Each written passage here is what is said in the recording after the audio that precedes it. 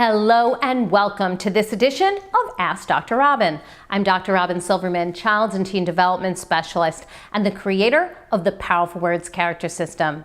Today's letter is from Rachel in Washington, D.C., who writes, "Dear Dr. Robyn, my 7-year-old is having trouble focusing in school. I wish it was just one thing, but it's not.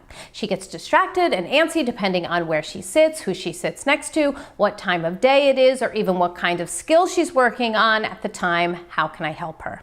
Well, thank you, Rachel. I understand many children have trouble focusing in school. Your daughter is not alone.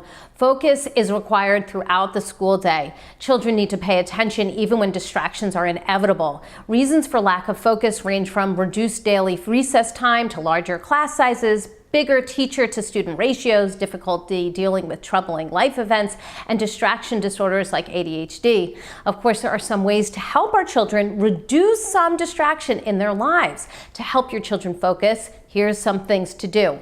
First, get excess energy out. Many children need to stretch and exercise and let out extra energy before sitting down for a long period of time. I know that I need to do this. Do you? This is something we all have to do. Movement before school and during school is really encouraged. And if you can find appropriate times with the teacher, that would be perfect. Second, enlist the help of the teacher. For some children, the teacher can be a wonderful resource when it comes to ideas to expend energy and cope with distraction. A child might need to use a tool like silly putty to keep his hands busy while listening in class. Other children might need to stand periodically or take a break. Still others may need to be positioned in a specific place in the room for best results.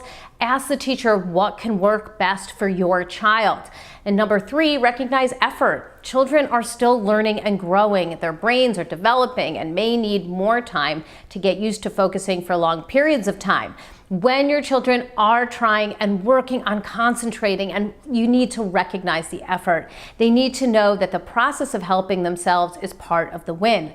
And then see your doctor or school resource team if needed. If your child is still having challenges, ask his doctor or some professionals for some ideas. You may need some more assistance. There is no shame in asking and receiving help.